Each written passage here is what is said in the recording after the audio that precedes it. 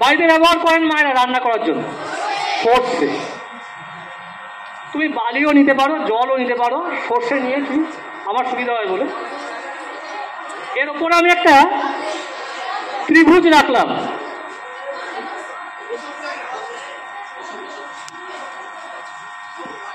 কি রেখেছি? এটা ত্রিভুজ, সবাই জানো, তিনটে বাহু দ্বারা সীমাবদ্ধ সমতলিক ক্ষেত্র, কিন্তু এটা সমতলিক নয়, আমি এটা একটু ঘনকের মতো বানিয়েছি। এটা যেমন আয়ত ঘন। এবার দেখো আরো দুটো ওই রকম আমার কাছে আছে ঘন।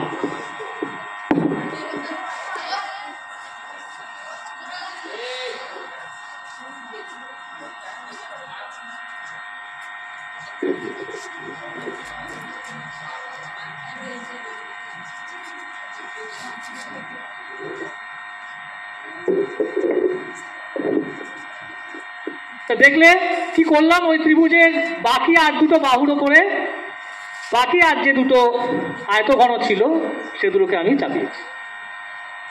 এইবারে আমি এর ভিতরে যে তোমার সর্ষেটা আছে সেটাকে আমি ঢালবো এই দুটো পাত্রের মধ্যে। ঢাললে দেখা যাবে যে এই পাত্রে যা সর্ষে আছে আমি যদি এই দুটোতে ঢালি, এই দুটোতে সমান পরিমাণ সর্ষে ভর্তি হয়ে যাবে, বেশিও হবে না কমও হবে। এটা একটু সময় লাগবে, তাই আবার সর্ষেটা ছড়াবেও, সেজন্য আমি আর পরীক্ষাটার মধ্যে যাচ্ছি না, জল নিলে হয়তো সুবিধা হতো। আচ্ছা, এইটা যেটা আমি দেখাতে চাইছি এটা ক্লাস 10-এর ছেলেমেয়েরা বলতে পারবে এটা কিসের উপরে বলতে চাইছি। কেউ বলতে পারবে? এসো, তুমি এসো সৌমিলি।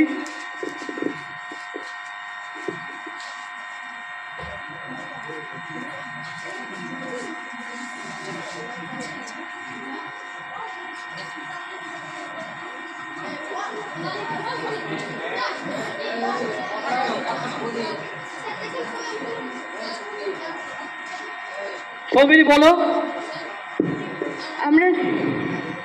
আমরা জানি সমকোণী ত্রিভুজের বৃহত্তম বাহু হচ্ছে অতিভুজ, আর অতিভুজের স্কয়ার সমান ভূমি স্কয়ার প্লাস লম্ব স্কয়ার, এটা পিথাগোরাসের সূত্র।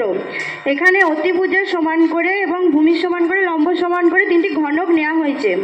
যেহেতু অতিভুজের স্কয়ার ভূমি স্কয়ার লম্ব স্কয়ারের সমান, সেই জন্য অতিভুজের যে পাত্রটা যতটা সর্ষে নেওয়া হয়েছে সেটা ভূমি এবং লম্বর পাত্রটার সঙ্গে সমান হয়ে যাচ্ছে। এটা পিথাগোরাসের সূত্র থেকে ব্যাখ্যা করা যায়। ভেরি গুড, ঠিক বলেছে। সৌমিলির জন্য জোরে হাততালি। আমি এটা সময় নষ্ট করছি না, দুটোতেই সমানভাবে হয়ে যাবে।